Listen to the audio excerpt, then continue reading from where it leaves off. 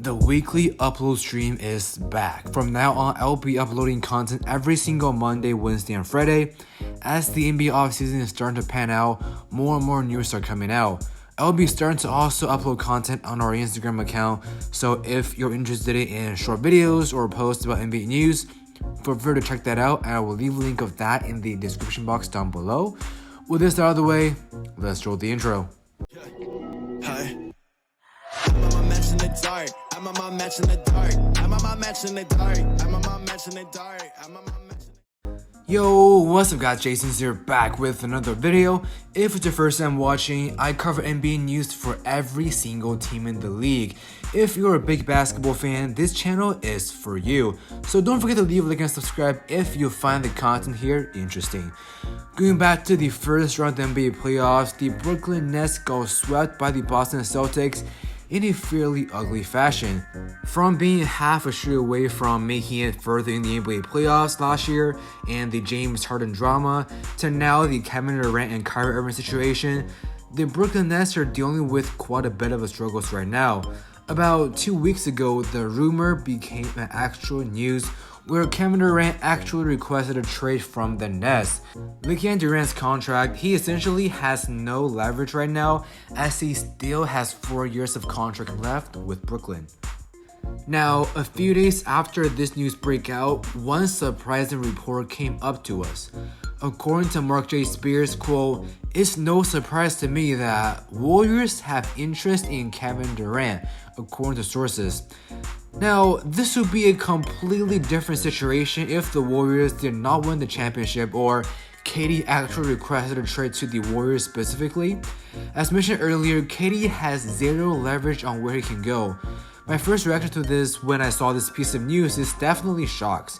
Instead of actually trying to keep the original championship squad, why would the Warriors even think about getting KD? But then thinking about it again, it's Kevin Durant, arguably one of the best players right now in the league. As time progresses, a few days ago, this trade proposal came out, where the Warriors packaged Andrew Wiggins, Jordan Poole, James Wiseman, and Jonathan Kuminga in exchange for Kevin Durant. At first, I was thinking maybe this is a good deal for the Warriors as they don't have to include any future draft picks. But the more I read into it, the more I realized how dangerous this could be for the Warriors franchise if they pull this trade. Let's take a look at these 4 players one by one. Starting with Andrew Wiggins, and let me just say this. As a Warriors fan, I will put Wiggins' presence over Klay Thompson, especially in the playoffs this year. During the regular season, Wiggins was averaging 17.2 points, 4.5 rebounds, 2.2 assists, and 1 steal, while shooting a career-high 39.3% behind the arc. Now, in the final round against the Boston Celtics, Wiggins was averaging 18.3 points, 8.8 rebounds, 2.2 assists, 1.5 steals, and 1.5 blocks. Adding on to these, Wiggins' world-class defense is really helping the Warriors a lot. Let's take the Mavericks series as an example. When Wiggins is on the floor, the Warriors spotted a defensive rating of 99.1, which is better than the regular season's best defensive team, the Boston Celtics, ironically. Moving on to the second piece, Jordan Poole. Now, let me say this right now. Jordan Poole's improvement in the past 3 years is absolutely undeniable.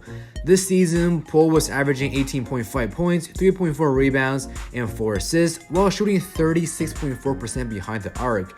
Even in his first playoff run, Poole was averaging 17 points, 2.8 rebounds, and 3.8 assists, while shooting 39.1% from the arc. Now, the Warriors will have to eventually deal with Poole's extension either this summer or next summer, but as of right now, I can see Poole become one of the future guards after Steph and Klay retires.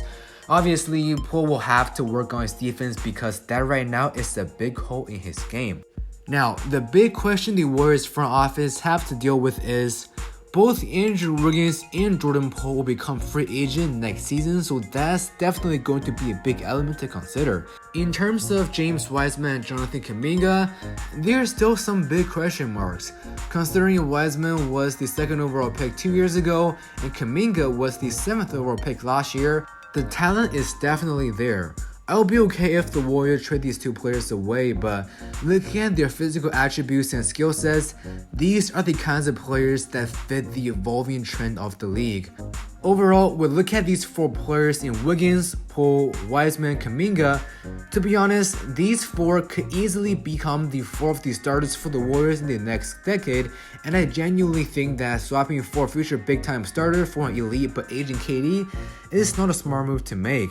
And just like what I said 2 days ago, a new piece of article come out from NBC saying that the Warriors are reluctant to trade Poole and other youngsters for KD. I honestly hope that this will be the case for the entire offseason and we see KD end up either with the Nets or on a different team. But again, it's the NBA, so everything is still possible. Make sure you guys hit the subscribe button as I'll be keep updating you guys on this channel. Alright guys, that's all we got for today's video. Let me know in the comment section if you think it's a good idea for the Warriors to trade for Kevin Durant. And if you enjoy the content, don't forget to leave a like and subscribe, and follow me on social media with all the links in the description box down below. Once again, thank you guys so much for watching this video, and I will see you guys in the next episode. Peace.